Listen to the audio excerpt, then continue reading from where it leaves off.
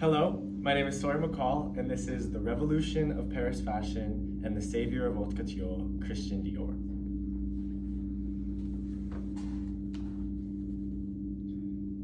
They're all out there waiting for me. My designs.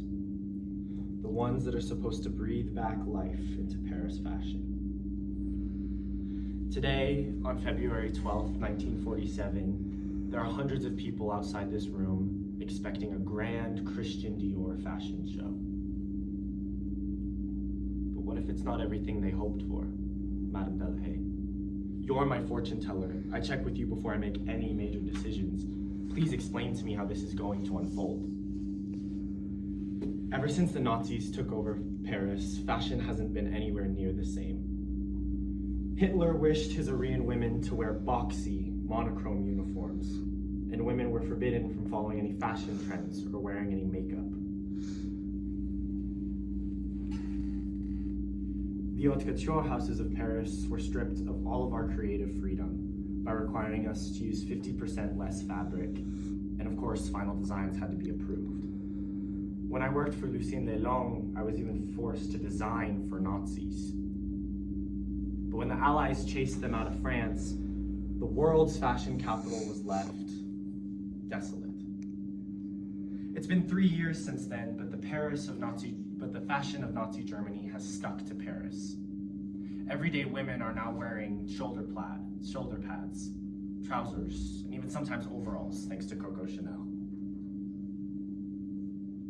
And the people who remember how it was before are looking to Christian Dior's debut Haute Couture show for answers of what's going to happen next. This collection I'm about to show, named Corolle, is unique, but is it enough? The silhouette consists of cinched waists, romanticized busts, and full hips to resemble an open flower. On average, a dress takes up to 50 yards of fabric to create. The heaviest of gowns weighs 60 pounds. Paris has seen these themes before, I know, but Paris needs them now. This is the exact opposite of those boxy, boring pieces women used to wear during the war. This collection symbolizes the return of luxury and freedom from the clutches of this war-torn world. Thank you, Madame Delahaye. I'm feeling a lot better about this show. I hope you'll stick around for it, and I'll update you after.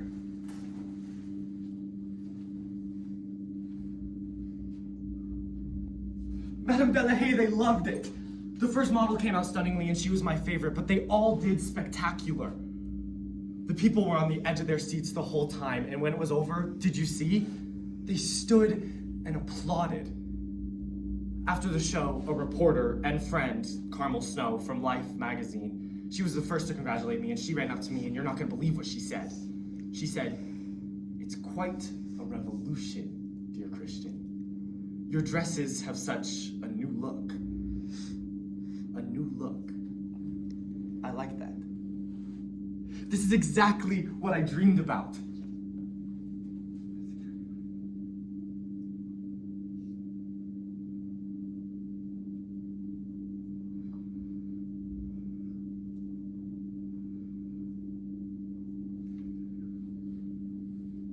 They actually liked it. They loved my designs. A revolution.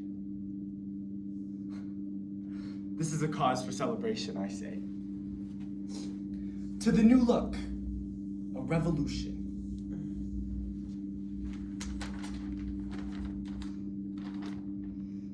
God, Madame Delahaye, I'm so sorry I didn't see that you came in. Please have a seat. You're already sitting. Sorry, my head is just still spinning because people are still talking about last week's show. Here, it's in yesterday's paper, I'll show you. Vogue says the bar suit has sparked a fashion revolution. New York Times says that my dress flares and swings with great grace, and that it is the most original silhouette. I mean, can you believe it? The whole fashion world is talking about me. I must get started on my next collection. Bigger skirts, heavier gowns. I mean, knock on wood, but maybe even a new silhouette. It worked for me last time, right? Coming! It must be today's paper. Why, thank you, good sir. Here, take this as a tip. All right, let's see what they're saying about me today.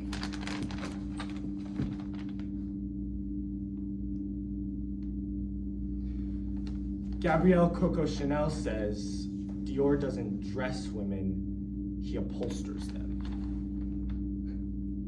Mademoiselle continued to say, look how ridiculous these women are.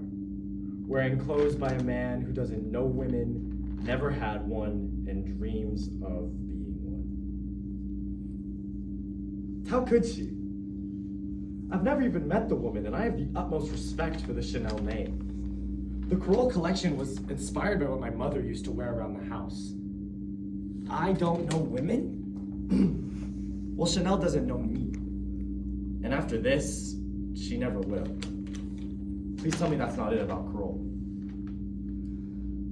To make matters worse, a former model, Bobby Woodsworth, has even began a protest group against Christian Dior's so-called new look.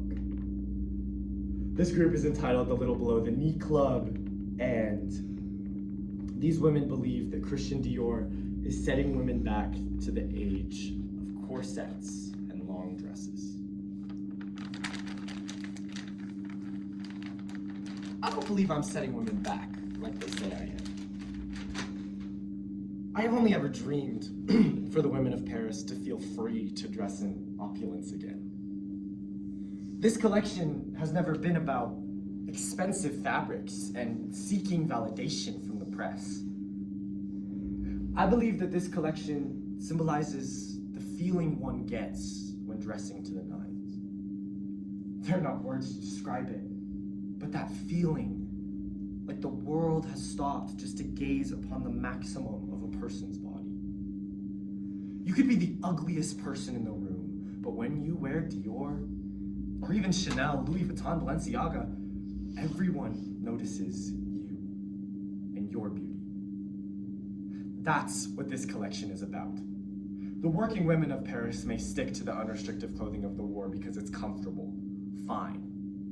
But because I am not going to stop creating as Miss Chanel wishes, when a little girl with nothing passes by my shop and daydreams about what it would feel like to wear the dress in the window, this will all have been worth it. These reactions and criticisms are worth the fashion reforms that I am never going to stop striving for. Vogue and Carmel Snow said that my work was a revolution. That's the only review I need to continue my work.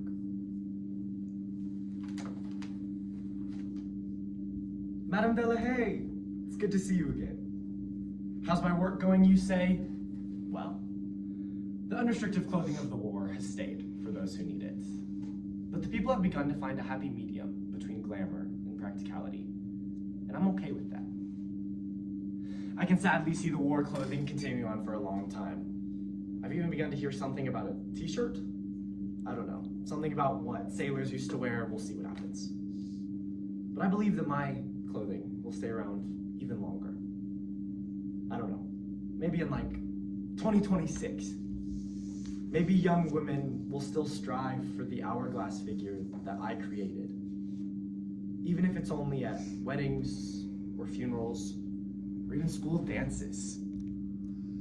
I know, and the world knows, that my new look brought Paris out of its dark ages and gave it the fashion revolution